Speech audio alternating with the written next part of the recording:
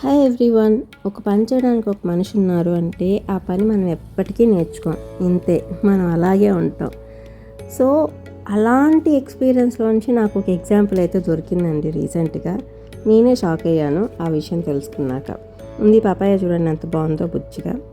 ఈ పపాయలోనే ఒక ఎగ్జాంపుల్ చెప్తాను చూడండి. ఇండియాలో మనం బప్పనకాయ కొంటే అమ్మే వాళ్ళ దగ్గరే ఫస్ట్ తొక్క తీయించేసుకొని ఇంటికి తెచ్చుకుంటాం.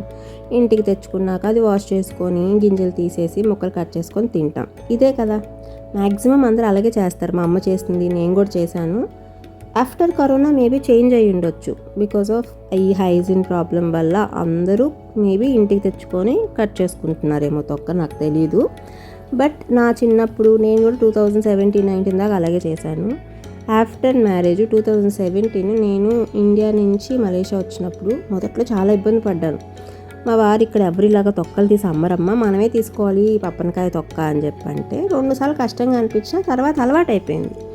2018 నేను మళ్ళీ సెకండ్ డెలివరీకి ఇండియా వెళ్ళినప్పుడు మా నాన్న ఎప్పుడు తెస్తే ఒకసారి నేను చేస్తా నాకు వచ్చన్న, రెండోసారికి మన బ్రెయిన్ మన బాడీ సహకరించదు. ఎందుకంటే ఆల్రెడీ తెలుసు కదా చేసేవాళ్ళు ఉన్నారు అని. సో ఇలాగ ఇదొక్కటే కాదండి, చాలా పనుల విషయంలో మనం లేజీగానే ఉంటాము. ఒక్కసారి మన ఇండియా దాటి వచ్చిన తర్వాత తెలుస్తుంది కొన్ని పనులు నేర్చుకోవడం ఎంత ఇంపార్టెంటా అని.